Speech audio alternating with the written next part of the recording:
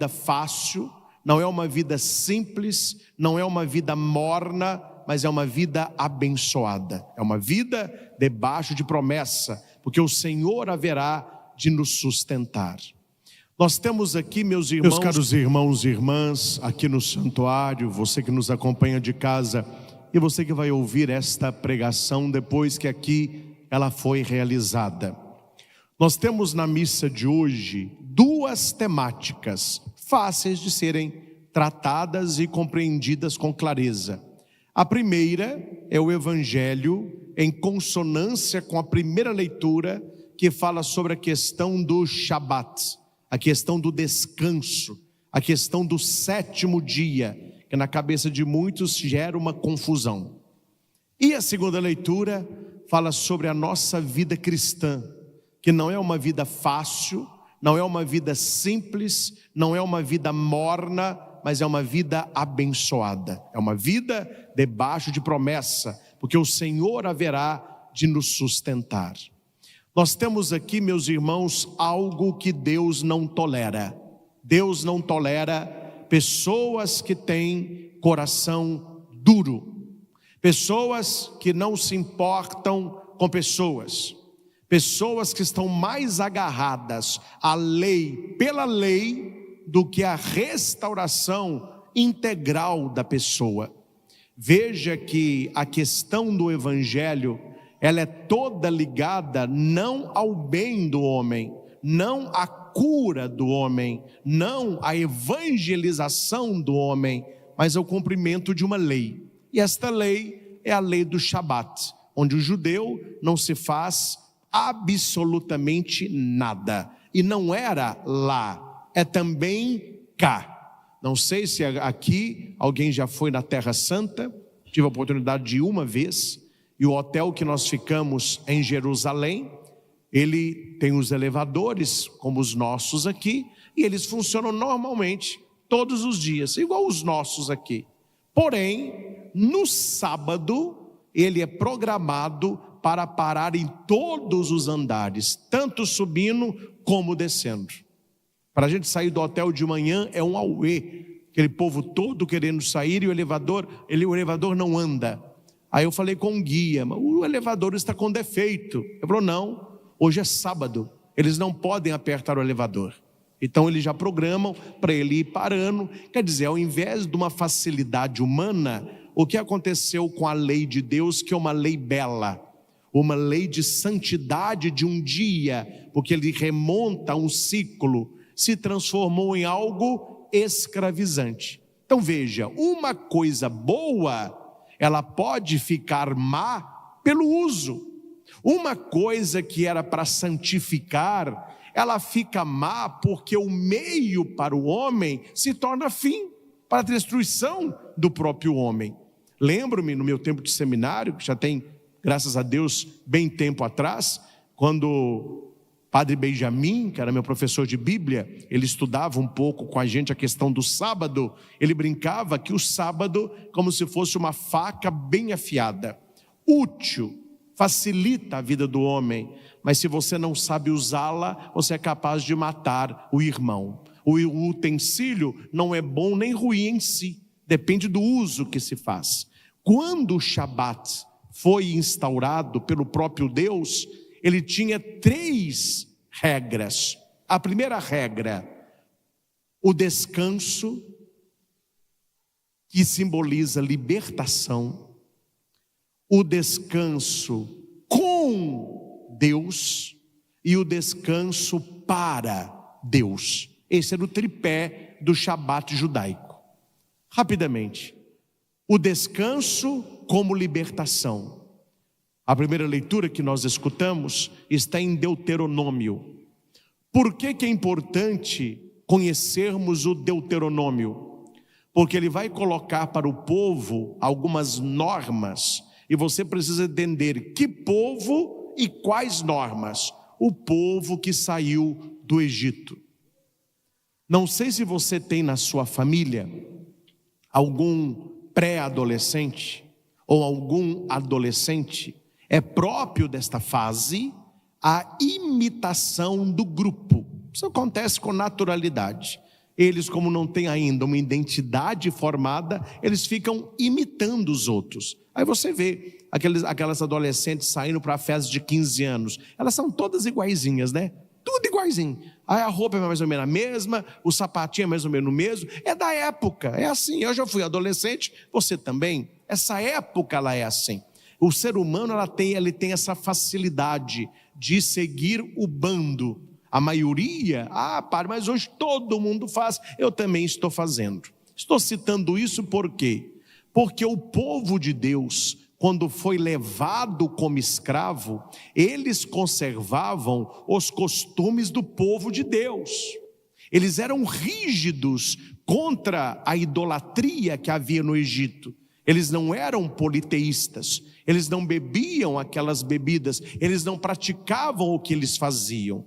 Mas eles ficaram escravos muito tempo. E lá no Egito, eles tiveram filhos. E os filhos foram adolescentes. E eles conviviam com os filhos dos egípcios. Alguns judeus, que eram chamados os mais sortudos, trabalhavam no palácio do faraó, alimentavam de boa comida, começavam a vestir como o egípcio. Eles não eram egípcios, começavam a pintar o olho de preto, começavam a calçar a sandalinha com a ponta para cima. Não era aquela a roupa do judeu. Mas por quê? Porque eles começaram a conviver com uma cultura que não era a cultura dele, e isso tem força. Até hoje isso tem força. Aqui eu não estou criticando, o exemplo que eu vou dar é para mostrar a força que há, e a gente muitas vezes ou não vê ou nega. Eu não sou de assistir televisão, mas no Instagram a gente vê lá as coisinhas. Não me lembro se foi ano passado, o Mion, Marcos Mion, simpático, está apresentando programas agora. Sempre foi apresentador, né? Mas o negócio não é esse não. Ele apareceu num programa na Globo com uma roupa de apresentador, mas com um chinelo amarelo. Na minha opinião, péssimo gosto. Uma sola muito alta, um negócio parecia uma gelatina, um negócio meio esponjoso, o dedo fica para fora, um trem mais disforme. Mas o chinelo custava quase R$8.000. Nas grandes grifes era caríssimo. Não saía o chinelo. Não foi uma boa.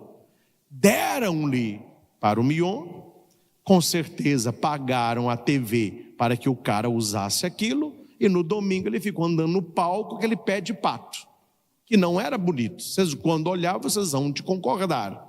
O que aconteceu na semana seguinte?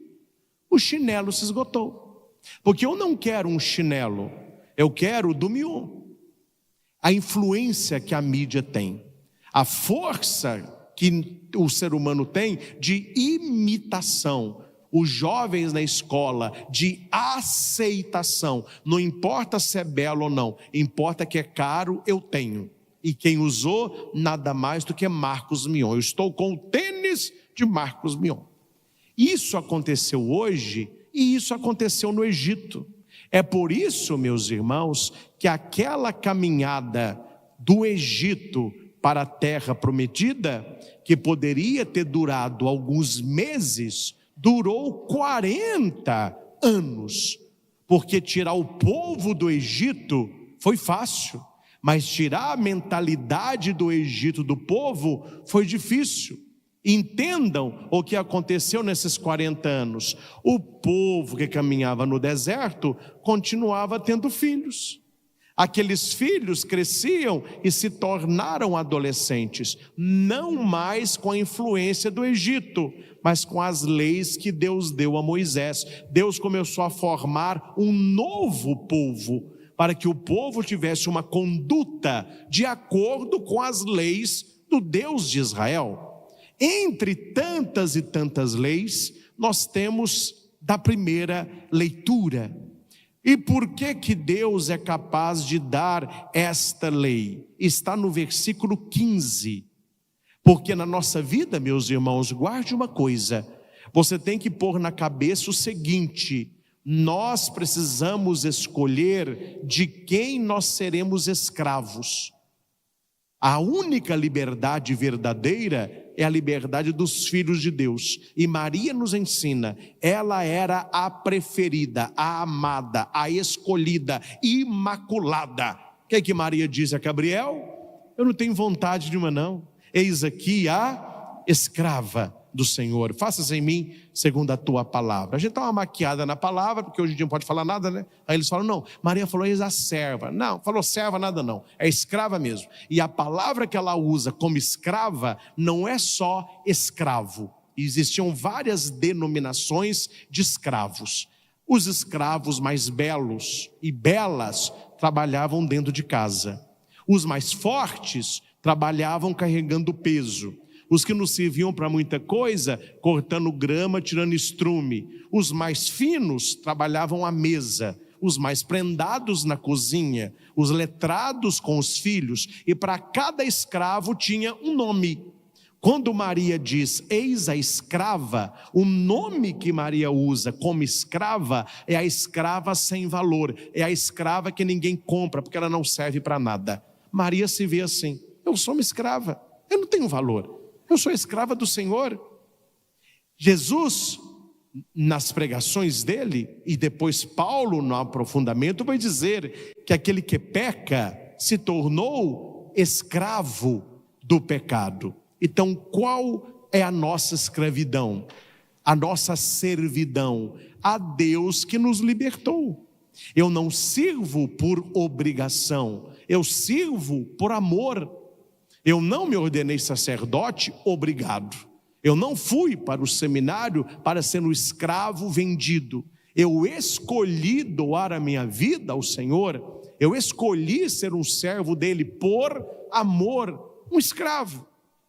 Então, a primeira leitura, ela vai dizer que Deus liberta o povo do Egito, mas não libertou eles para que eles se perdessem. Agora vocês vão me obedecer, vocês eram escravos do Egito, agora vocês vão obedecer a mim.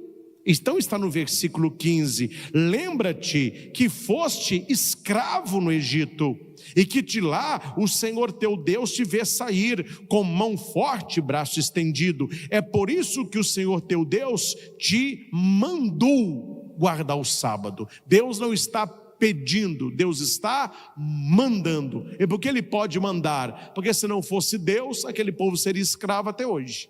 Então Deus libertou o povo, Ele se dá o direito de impor uma lei. Note, o Deus libertador é o Deus que coloca o Shabat. Entendido até aqui. A dúvida é, se Deus manda guardar o sábado, por que a igreja guarda o domingo?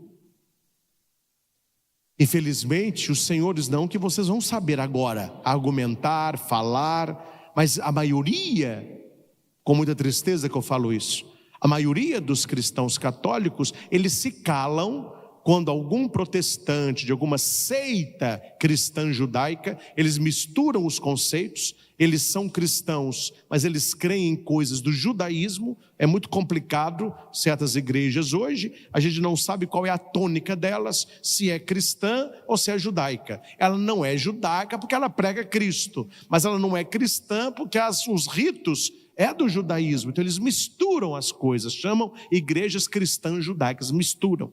E a gente vê na estrada, não poucas vezes, em pedras, em placas, lembra de guardar o dia de sábado.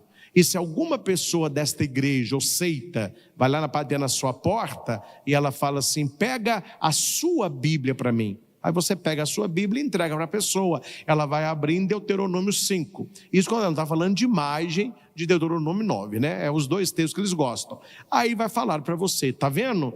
Qual que é a sua religião? Aí eu sou cristão, católico, mas é católico mesmo de IBGE. Não, eu vou à missa. Ah, então tá bom. Agora me fale, a sua igreja é uma igreja errada. A igreja católica, ela perverteu a Bíblia.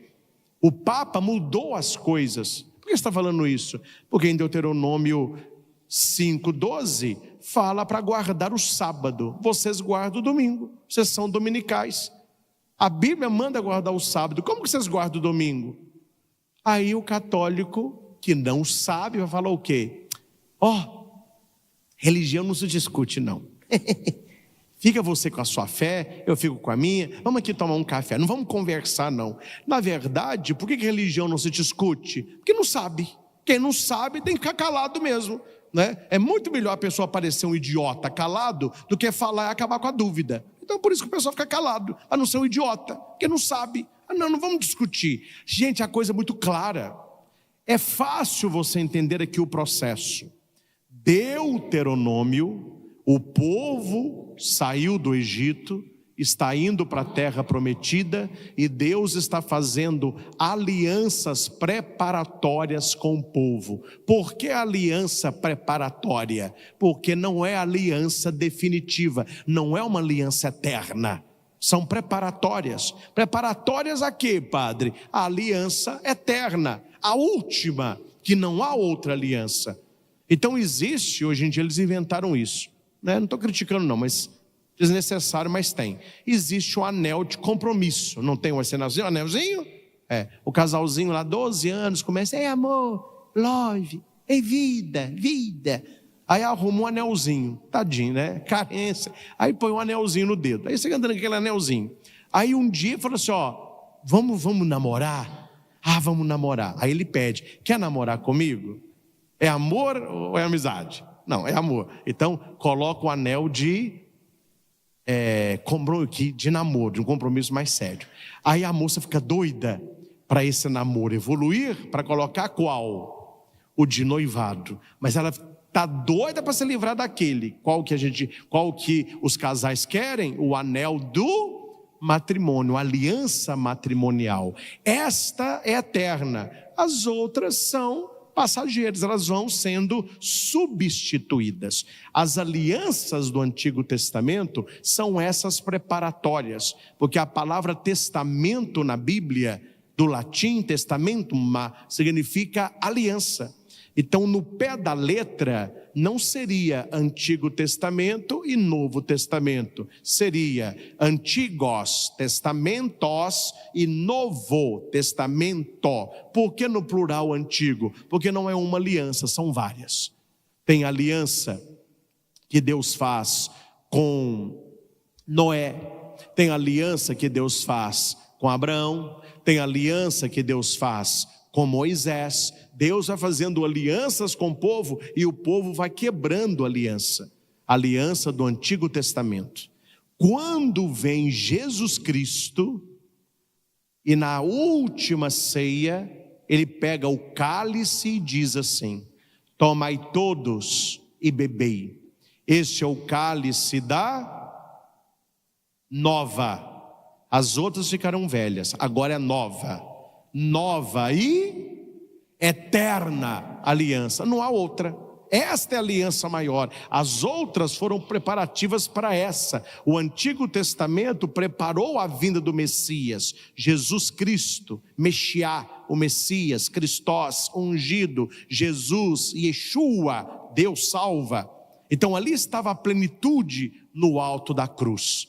Quando Jesus é crucificado, é num dia 14 de Nisan. Naquela época o mês era esse, o dia era esse, a hora 9. E Jesus ele morre para nós, sexta da paixão. 18 horas já seria o Shabat, e na madrugada do domingo ele já ressuscita, 3 dias. Então ele ressuscita no primeiro dia da semana. Preste atenção. O primeiro dia da semana é para o cristão. Para o mundo judaico seria o 8º dia. Porque Deus cria o mundo em 6 dias, ele descansa no 7º dia e Jesus ressuscita no 8º dia. 8º dia por quê? Porque o mundo criado em 6 é recriado em Cristo. Cristo seria o 8º dia. Na linguagem veterotestamentária. Para o cristão e o Novo Testamento é chamado não de 8º dia, mas de 1º primeiro dia. Na Bíblia não se lê a palavra domingo, mas se diz primeiro dia da semana. Então, só para você entender, se o 8º dia é o primeiro dia, e o primeiro dia, que é domingo, é o 8º dia, o que significa nesse ciclo? Que ele não tem emenda, porque um dia se sobrepõe no outro. Por isso que a aliança de Deus não tem emenda com o ser humano, não é uma aliança emendada. É por isso que as boas joalherias, quando você vai escolher a sua aliança de casamento, ou a única coisa que você deve olhar, se a aliança tem, ela não pode ter emenda, não é? Vocês estão casados, ela tem que ser um ciclo sem início e sem fim. Hoje em dia coloca uma pedrinha, coloca uma coisinha ou outra, né? Mas a aliança tradicional, ela é apenas aquele ouro que não tem início, você não sabe onde o anel começou, onde o anel terminou. É o 8º e o primeiro dia. Jesus ressuscita não no sábado, ele ressuscita no domingo. A palavra domingo, do latim, dies domini, que é a palavra domenica. Dies é dia, domini do Senhor. O que significa domingo? Dia do Senhor. Que Senhor? O Senhor Jesus. O Senhor Jesus que é Deus. O Senhor Jesus que é Senhor do sábado. Não está no Evangelho? Eu sou também o Senhor do sábado. O Filho do homem é Senhor do sábado. Se ele é Senhor do sábado, o dia do Senhor para o cristão não é mais o repouso, é o dia da ressurreição. E aqui entendam bem, não foi a igreja, não foi o Papa que numa canetada falou, o dia do Senhor agora é o domingo, não quero saber de sábado, tem que dar uma canetada aí e soltar um documento. Não, se você pega a vida de Jesus Cristo, o evento ressurreição, ele é um evento dominical, no primeiro dia da semana. Quem lê Bíblia, entende aí de Bíblia, todas as aparições do Cristo ressuscitado acontecem no primeiro dia da semana. A ascensão de Jesus ao céu é no domingo. Pentecostes, a descida do Espírito, é no domingo. Os cristãos dos Atos dos Apóstolos, eles celebram a Eucaristia, a fraciopanes, a fração do pão, no primeiro dia da semana, que é o domingo. No século I, todos os sacramentos da igreja, principalmente o batismo e a Eucaristia, eram realizadas no domingo. Então aqui houve uma divisão.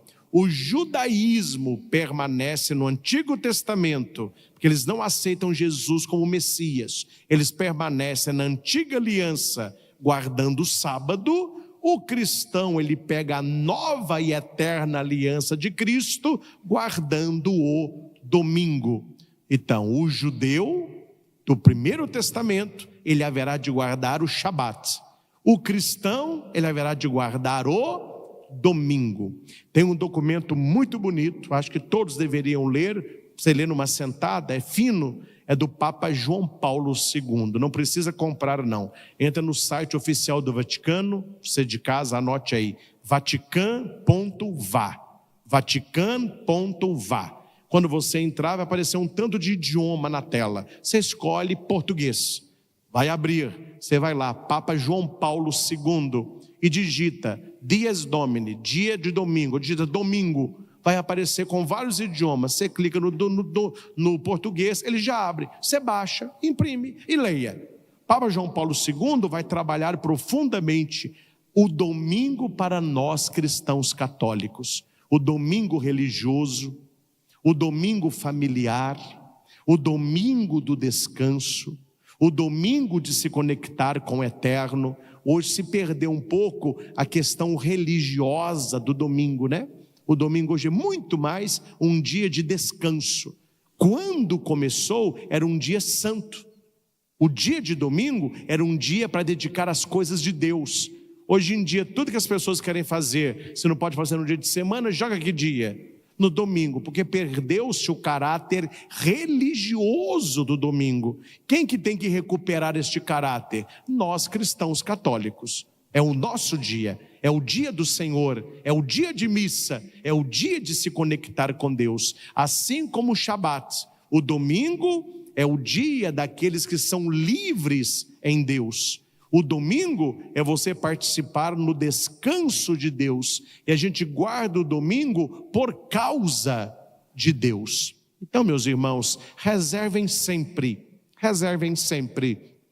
o domingo, o seu horário da Santa Missa. Vocês que estão aqui, você que está em casa.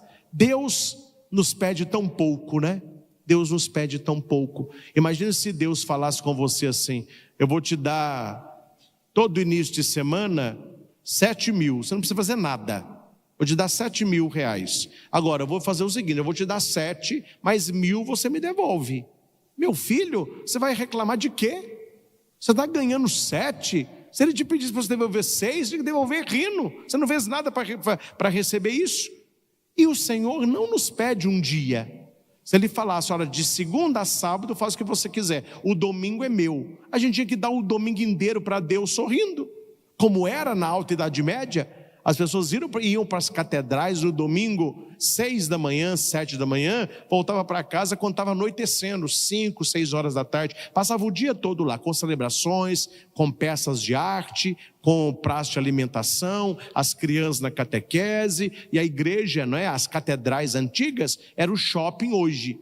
As pessoas no domingo iam para onde? Para as catedrais. Hoje, onde o povo vai? Vai para o shopping tem tudo. Lá ele compra, lá ele come, ele tem cinema, ele passeia, ele descansa. Eram as catedrais antigas. Por isso, toda catedral antiga tinha em volta um complexo. Ali tinha os banheiros, tinha o lugar da alimentação, tinha o lugar dos animais, tinham peças, gente declamando poesia, gente tocando violino. Era o que chamavam as pessoas. Se Deus nos pedisse, meus irmãos, o domingo inteiro, nós tínhamos que dá-lo de bom grado. Tínhamos que dar de bom grado. Deus é tão pouco, Deus quer tão pouco. A coisa se inverteu, né? A coisa se inverteu. Tem um evangelho que fala que uma mulher estava atrás de Jesus pedindo uma graça. Ela não era judia. Aí Jesus falou assim: não, a minha graça é para o judeu. Aí a mulher falou assim: eu sei, Senhor, eu sou como uma cadelinha, uma cachorrinha. Mas o cachorrinho, ele come a migalha que cai da mesa. O que eu estou pedindo no Senhor, pelo seu poder, é uma migalhinha. Jesus falou: olha, nunca vi uma fé como dessa mulher. Ele vai e abençoa. Hoje se inverteu. Ao invés de Deus pedir para nós o pão, Ele é quem se dá no pão. E a única coisa que Ele pede, uma migalhinha do nosso tempo. Para quê? Para participar da Santa Missa. Olha como que Deus se torna pequeno. Ele não pede para você ficar o dia todo na igreja, mas Ele pede: no domingo vá à missa, celebre a Eucaristia, ouça a minha palavra. Nós somos pessoas de uma religião dominical, nós somos a igreja do Senhor. Então é preciso guardar com seriedade o domingo. Acostumar a sua família, acostumar os seus filhos, sempre quando acordar no domingo, falar: olha, hoje é domingo, qual o horário da missa que nós vamos? Ah, pai, olha, meu filho, pode sair com seus colegas, pode brincar à vontade, mas no domingo tem missa. Você escolha se é de manhã, se é no fim da tarde ou se é à noite. Domingo é missa. Você faz o resto do tempo que você quiser. Domingo é missa. Não sei com você, comigo foi assim que a banda tocava. A gente tanto que acostumava no domingo, que quando a gente acordava, eu e meu irmão, a gente era pequenininho ainda, perguntava: mãe, que missa que a gente vai? Geralmente a gente ia na missa das 9, na matriz de Santana e Itaúna. Era uma missa das crianças. Aí era de 9 às 10h30, por aí, 10h40, a gente saía para almoçar, para comer uma coisinha gostosa e para brincar à tarde. Mas todo domingo era dia de missa, dia do Senhor. O Evangelho fala sobre isso. Jesus dá 2 exemplos aqui. O primeiro, ele passa no meio do milharal, não podia comer milho porque era sábado. Ele está no templo, quer curar o cara, não pode curar porque também é sábado. Aí Jesus se enche de ira. Ira é raiva, mas ao mesmo tempo ele fica triste. Como as pessoas são duras de coração. E ele pergunta: hoje é sábado, pode curar ou deixar morrer? Este homem com a mão seca, hoje poderia curá-lo? o silêncio que mais incomoda Jesus é o silêncio de Pilatos. É o pessoal lavando a mão. Eu não vou falar nada para eu não me queimar. Então, eles não falaram. Eles não falaram que sim, também não falaram que não. Quantas pessoas hoje não têm uma opinião sobre igreja, e quando alguém pergunta algo de igreja, ou fala algo de igreja, ou fala algo de Bíblia, o que as pessoas fazem? Elas ficam caladas. É a omissão. Elas não têm coragem de um posicionamento cristão. Jesus ficou triste com esse tipo de gente, porque eles têm o coração duro. Eles ainda não fizeram a opção pelo dia da liberdade, o dia da restauração, o dia da ressurreição. E por último, meus irmãos, a segunda leitura deveria ser por nós grifada na nossa Bíblia. É a nossa vida, é a nossa vida. Deus que disse: do meio das trevas brilhe a luz, é o mesmo que faz brilhar a sua luz em nossos corações, para tornar claro o conhecimento da sua glória na face de Cristo. O nosso conhecimento não é um conhecimento pagão, não é um conhecimento judaico, não é um conhecimento de outras religiões, é o conhecimento cristão católico. E Deus haverá de fazer brilhar essa luz na nossa consciência, para que nós possamos iluminar as pessoas. Quantas pessoas fazem parte da sua roda de convivência? Quais as pessoas que fazem parte do seu núcleo primário, família? Seu núcleo secundário, parentes. Núcleo terciário, melhores amigos. Quarto núcleo, amigos distantes, colegas de trabalho, de faculdade. Quinto, conhecidos. Sexto, aqueles que você enxerga. Apenas você vê as pessoas assim. Como que você influi na vida dessas pessoas? Minha pergunta é uma só: você tem sido para a sua família e para os seus amigos luz ou trevas? Você tem levado a sua família e os seus amigos para um bom ou para um mau caminho? Eu já atendi muita confissão para crisma, quando eu tinha paróquia. E de vez em quando o crismando fala uma coisa. E é muito triste quando você vê que o cara se estrepou na vida, porque os de perto não foram luz para ele. Eu atendi um rapaz que ia fazer a crisma. Ele é da turma dos adultos, né? Ele tinha 20 e poucos anos, estava precisando de um tratamento de alcoolismo. Aí eu conversando com ele, falava: nossa, mas você começou a beber com que idade? Ele falou: quando eu era adolescente, eu tinha uns 14, 15 anos. Mas você aprendeu a beber com quem? Aí eu trabalhava com meu padrinho, e todo dia depois do emprego a gente tomava uma. Ou seja, o padrinho, ao invés de levar o cara para o caminho da luz, levou o cara para o caminho das trevas. Você que é pai, o que você está mostrando para os seus filhos? Como que você está educando os seus filhos? Você está educando o seu filho para a luz ou para as trevas? Na sua família, você é luz ou você é trevas?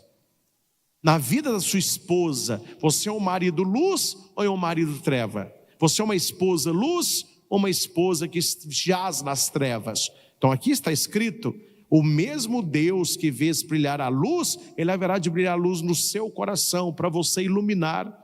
Então nós não podemos deixar que a nossa luz se apague. Deus acende luz para que ela brilhe. Ora, trazemos este tesouro em vasos de barro. Barro não tem valor nenhum. Eu já vi muita guerra por causa de ouro, por causa de água, por causa de petróleo, por causa de diamante. Eu nunca vi ninguém brigar por causa de barro. Quer levar, leva. Não tem valor nenhum. Nós somos esse pote de barro. A gente não tem valor nenhum, mas Deus colocou um tesouro no pote de barro. É como você vê um baú dos reis. Ninguém quer saber quanto custou o baú. O seu olho está aí no tesouro, não é no baú. Nós somos o vaso de barro, mas Deus colocou o seu tesouro em nós, e por causa do tesouro nos tornamos valiosos. Meus irmãos, quantas pessoas eu atendo com baixa autoestima? Misericórdia. Muda isso aí. Ah, padre, eu não tenho valor nenhum. Eu sou um desgraçado. Eu sou um pobre diabo. Para mim nada dá certo. Ah, então vai se danar para lá. Credo, padre. Meu filho, reze. Eu rezo. Não é ficar rezando que você está rezando, não. Reze que eu vou te ensinar agora. Reze assim. Oh, meu Deus, fazei-me que eu me veja como tu me vês. Se você se olhasse como Deus olha, você veria que você é uma pessoa valiosa. Você se sente para baixo, de vez em quando, ou muito gordo, ou muito magro, ou muito alto, ou muito baixo, ou muito feio. Por quê? Porque você fica se comparando. O ser humano é bobo, viu? Oh, raça. Todo mundo tem alguma coisa que queria que fosse diferente. Ah, padre, o senhor falou aí para mim, glória, essa pregação sou eu aí. Eu queria que o meu nariz fosse um pouquinho para baixo assim. Aí você pega alguém que tem aquele narizinho de tucano. A pessoa, não, eu queria que o meu nariz fosse um pouquinho para cima assim. Ah, eu queria que o meu nariz fosse um pouquinho menor. Tipo o meu, eu queria que o meu nariz fosse um pouquinho menor. Chapuleto, né? Ó. Mas é o meu nariz que eu vou fazer, né? Aí eu queria que a minha boca fosse um pouco menor. A negócio é de bocão. Quando a pessoa te conhece, ninguém vê defeito nenhum. Ela vê você. O que você faz? Você já notou? Olha para mim. O quê? O que é? Não, olha para mim. Estou olhando. Ó, olha para mim. Você já notou que um olho meu é mais baixo que o outro? Mas não é que é. Eu nunca tinha visto isso. O seu olho é assim, ó. Aí, tá vendo? Eu falo que eu sou feio. Gente, ninguém nunca viu. Você já notou isso? A pessoa olha para você, ninguém está vendo, mas você fica se exaltando o defeito. Ah, você já viu? Tem um negócio aqui, né? Gente, para de se olhar como uma coisa negativa, como alguém que deu errado na vida. Aqui está falando, a gente pode ser um vasinho de barro, mas nós trazemos um tesouro dentro de nós. E a obra, ela não é bela por si, ela é bela pelo artista. Às vezes você conhece uma cara mais estranha do que Mona Lisa. Eu tenho medo daquilo ali. Se eu encontrar alguém com a cara de Mona Lisa de madrugada, meu filho, eu só não faço porque não fui nomeado, mas era para fazer um exorcismo, não é? Porque tem algum malefício, tem alguma coisa ali. Meu filho é o quadro mais caro do mundo, protegido, vigiado, guardado, um quadro pequeno, apesar que o negócio era grande ainda, lá no Louvre, pequenininho. Por que todo mundo fica assim? Não é pelo quadro, porque há pintores que já pintaram Mona Lisas idênticas àquela. Até especialistas ficam confusos qual que é a original. Por que ela vale tanto? Pelo artista. Então você vale não é por você, é porque Deus fez você. Deus trabalhou em você, Deus colocou nesse vasinho de barro o seu tesouro. Então você precisa se amar mais, cuidar mais de você, gostar de você, saber que você tem uma missão aqui na terra e não ficar só olhando os outros e imitando os outros. E como é a nossa vida aqui na terra, Padre? Mais ou menos assim. Vamos aí, vai no versículo 8, você vai falando, eu vou falando e você vai falar como que é. Eu vou falar uma coisa negativa, você vem com uma coisa positiva, não deixa cair a bola não, amém? Eu vou te colocar para baixo, você se coloca para cima. Vamos lá.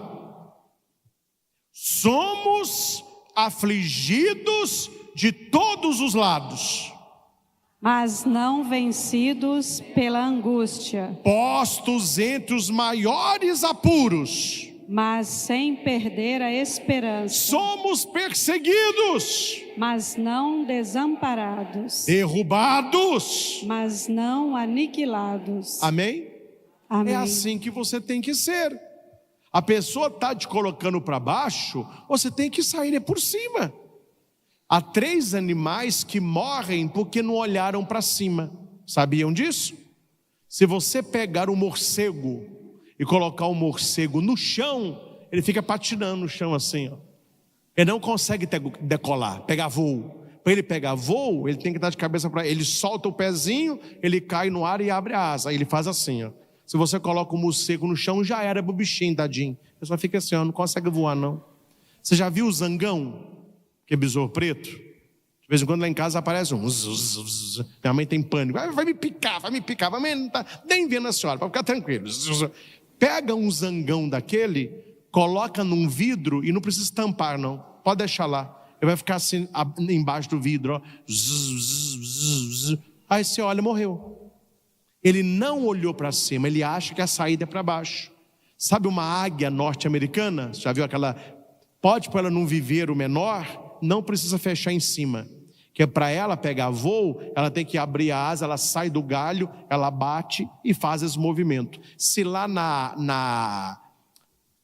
no viveiro que ela está, ela não consegue pegar o embalo, não precisa tampar em cima, ela vai ficar andando a vida toda. Ela acha que a saída, muita gente vive como morcegão, até a gente fala, né? Ô, morcegão, vai trabalhar aí, morcegão, não fala?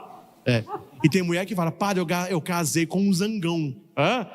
Um zangão, né? Tem gente que se acha, né? Ah, padre, eu sou entre os pássaros uma águia. Eu falei, eu tô vendo, a águia, né? Tadinha. Só contar um caso para vocês para encerrar a homilia. Tinha uma... Tô criticando não, viu? Tinha uma na comunidade rural, uma senhora, tadinha, queria costurar para fora. Aí alguém falou com ela, você tem que pôr um nome bonito. Porque a senhora põe uma placa tipo, aí de qualquer jeito, ninguém vai na senhora não. Arruma um nome bonito. Ah, vou pensar numa coisa.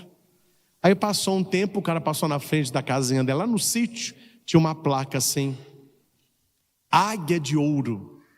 Aí ela, agora ela entendeu aí, quem não vai querer ir numa casa para ser costurada, costureira? Águia de ouro, nossa, que bonito, eu vou lá elogiar. Ela entendeu minha lição. Olá, senhora. Ei, meu filho, você tá bom? Tô bem. E as costuras? Lotou. Falei, mas lotou. Com um nome tão bonito assim, gostei. Né? Eu me sinto também uma águia, sabe? Mas o que tem a ver o seu nome com a minha loja? Como que o que tem a ver? Tudo a ver. Achei lindo. Águia de ouro. Não, o senhor leu errado, moço. É agulha de ouro.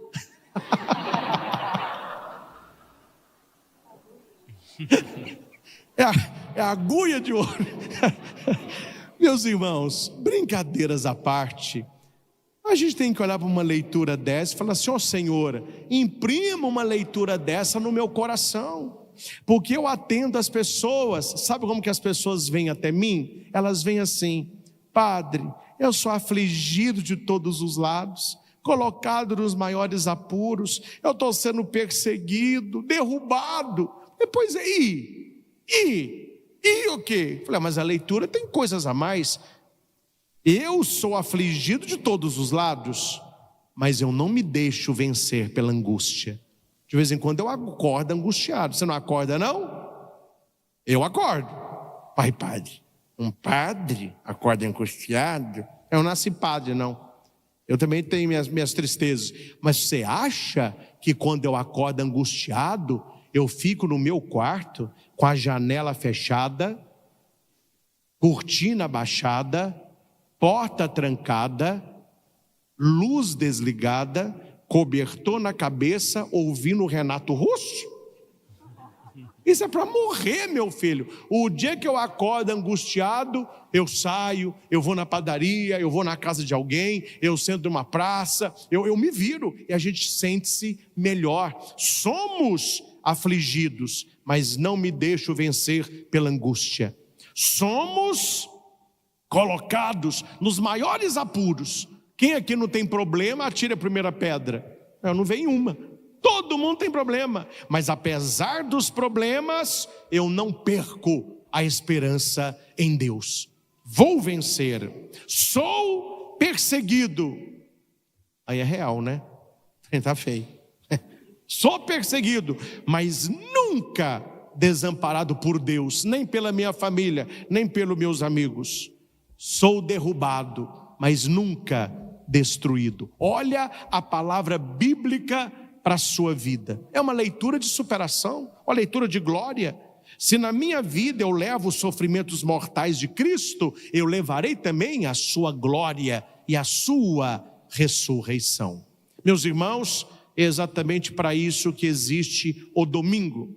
É exatamente para isso que nós vamos à missa. É exatamente para isso que você vem aqui, para que você saia melhor, você saia abastecido, você saia abençoado e você possa gastar durante a semana o que você recebeu no dia do Senhor. Lugar de católico no domingo é na igreja, para que nós não caiamos perante as ciladas do mundo. Convido você, e você de casa também, a fechar os seus olhos um pequeno instante e apresente para Jesus agora a sua vida. Apresenta para Jesus o que está afligindo hoje o seu coração. O que está te preocupando? Estamos começando uma nova semana. O que está preocupando o seu coração? O que você está vivendo nesses dias que preocupou a sua família? Você ficou uma pessoa um pouquinho mais triste?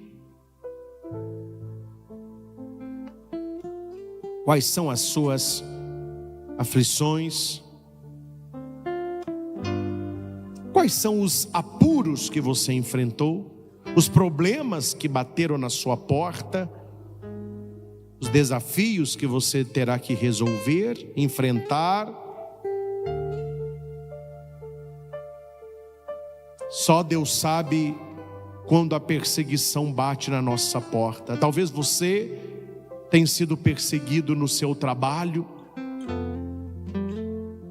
e graças a Deus você é bom no que faz, e você desperta inveja nos outros. Talvez você tenha sido perseguido na sua faculdade, na sua sala de aula, por levar a sua fé a sério. Talvez você tenha sido perseguido até por pessoas da sua família que também têm inveja de você.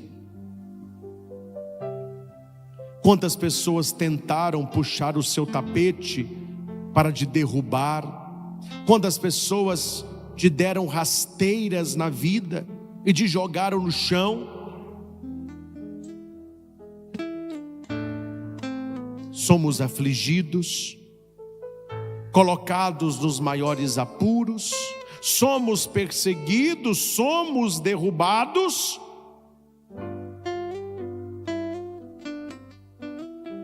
Mas Deus diz a você esta noite: do meio das trevas brilhe a luz.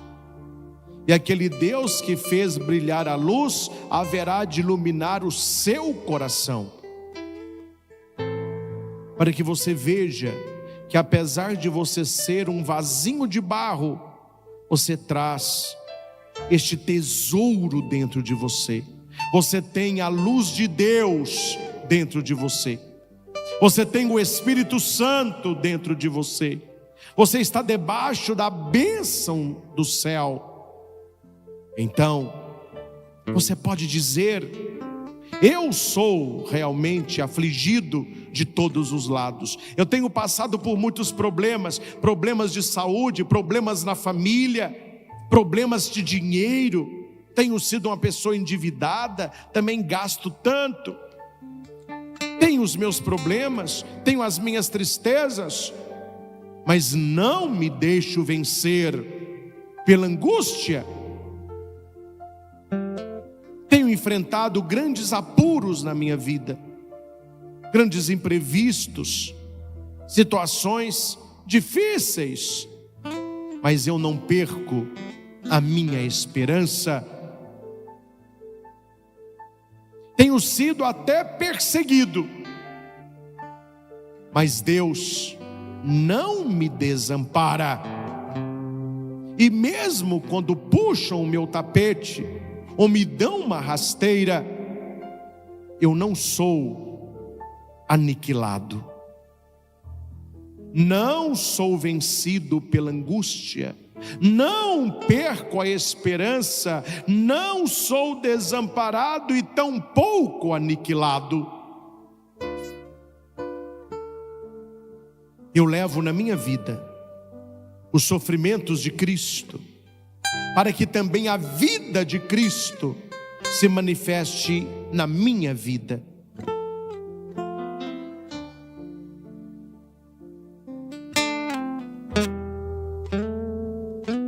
Eu tomo posse desta palavra, Senhor.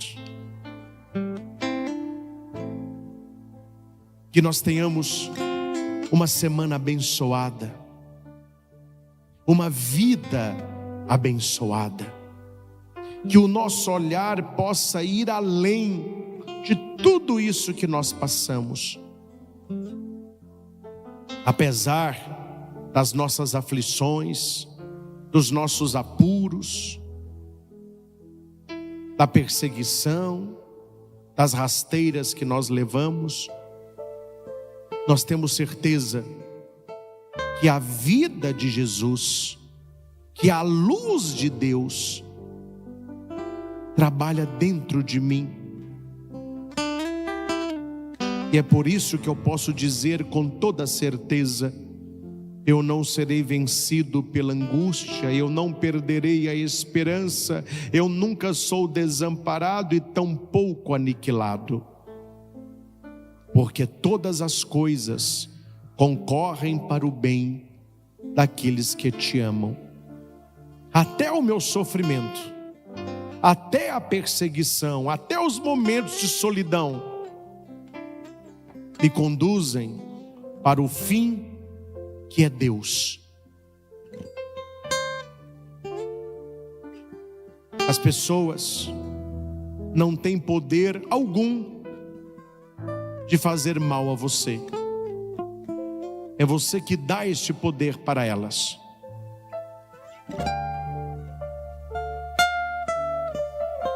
Permita que Deus possa reconstruir a sua vida, curar o seu coração, encher a sua história de alegria,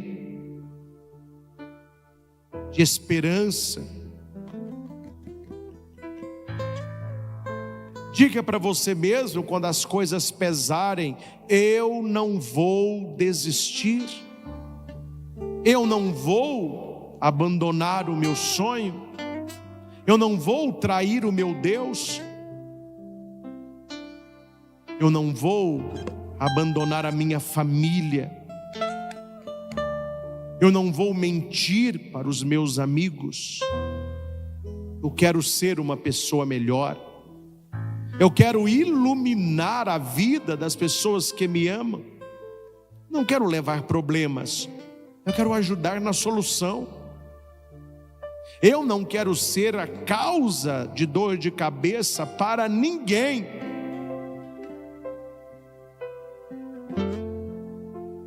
Porque o Senhor tem feito maravilhas na minha vida. O Senhor tem me amparado, me sustentado. Esta é a minha, esta é a sua oração, que você pode estar fazendo em silêncio no seu coração.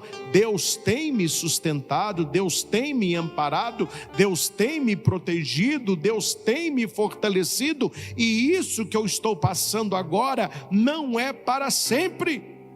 Isso vai passar. A tempestade vai passar.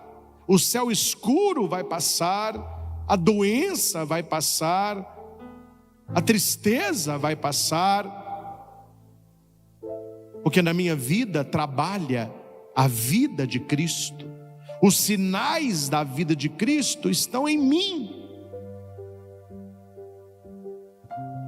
Que esta luz, Senhor, que foi colocada no meu coração, apesar de eu ser um vasinho de barro, mas eu trago este tesouro dentro de mim, que eu consiga ser luz na vida de várias e várias pessoas, que eu possa ser luz principalmente na vida da minha família e dos meus amigos.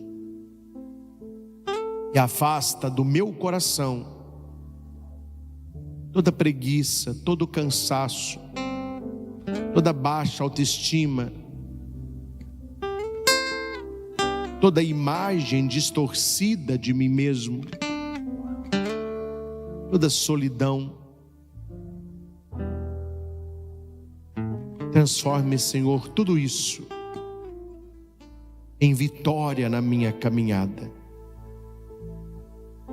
Que esta palavra, plantada no coração de cada um de nós, possa germinar, crescer, florir e frutificar, para que tenhamos a certeza que os nossos melhores dias estão ainda por vir. Te pedimos isso, ó Pai, em nome de Jesus. Amém. Amém. Louvado seja nosso Senhor Jesus Cristo, para sempre seja louvado. Eu tomo posse desta palavra e desta oração em nome do Pai e do Filho e do Espírito Santo. Amém. Amém.